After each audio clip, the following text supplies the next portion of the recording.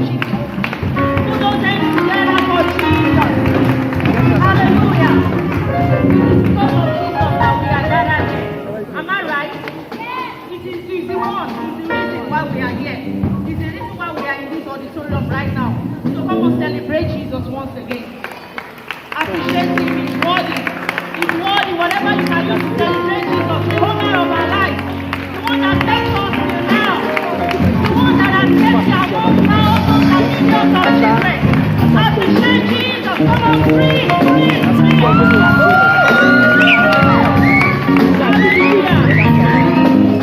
Amen. I really appreciate God for this opportunity. You know, it's a privilege to minister to children. It's a privilege. Jesus said, you know, anyone that ministers to them is ministering to to himself. So it's a privilege to minister to children. Hallelujah. I thank God I'm a child of God. I'm a daughter of God. Hallelujah. Amen. Amen. You don't know yet. Hallelujah. Amen. I am not hearing us. Amen. Yeah, please, can you please be on your feet? Let's worship Jesus.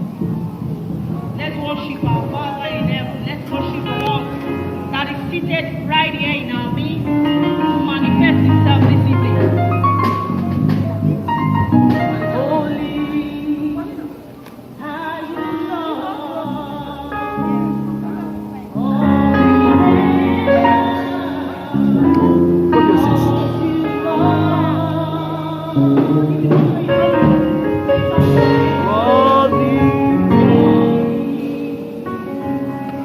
Is your name.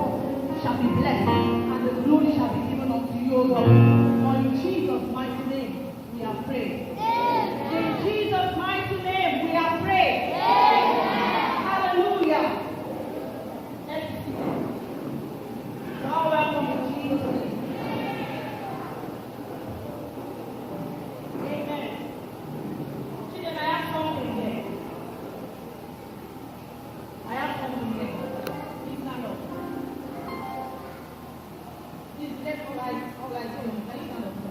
Stand up. Can you tell me what?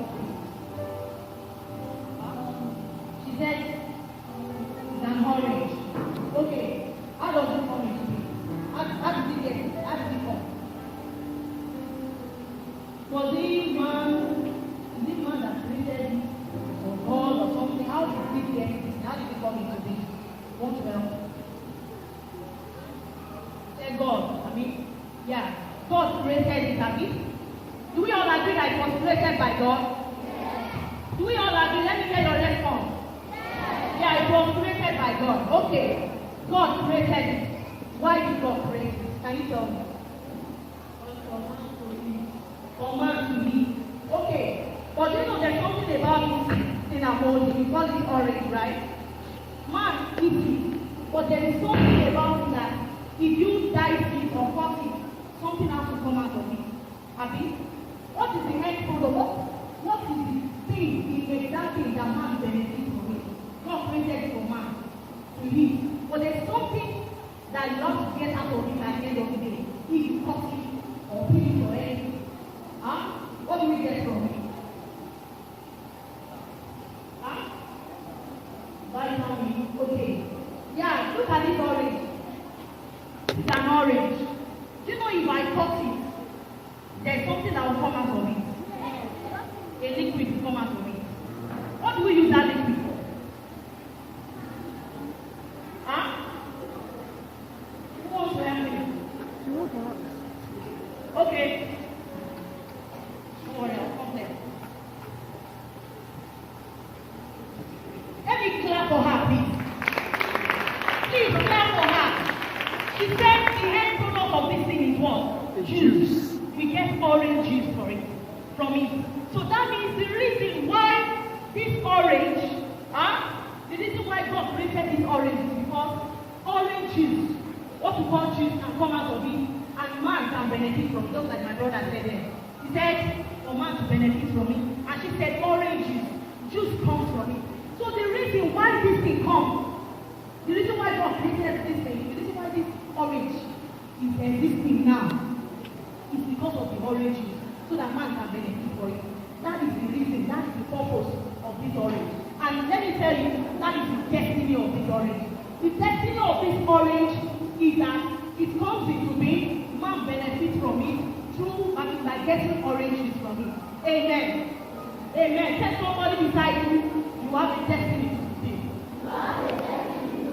Tell yourself, I have a destiny to fulfill. Amen. Amen. And that brings me to our memory verse. Our memory verse, somebody should open to John chapter 15, verse 16, please. John chapter 15, verse 16 here.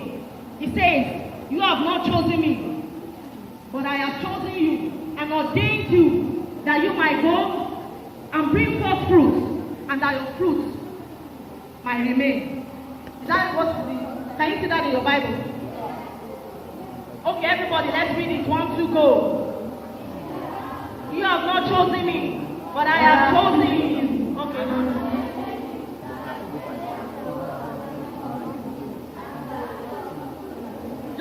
Just the hair part. You have not chosen me, but I have chosen you, that you might, and ordained you that you might go forth and bring forth fruit, that you might go and bring forth fruit, and that your fruit should remain. Amen. Amen. And that brings me to our text.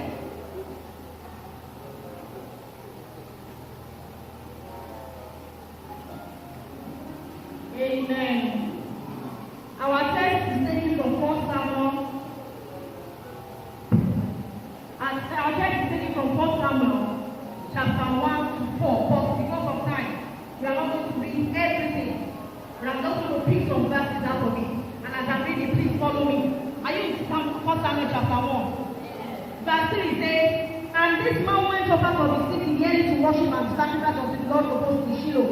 And the 2 sons of Eli, Ophni and Phinehas, the priests of the Lord, were there. Is that one taken?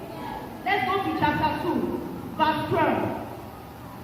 Can I read? Now the sons of Eli were sons of Belial.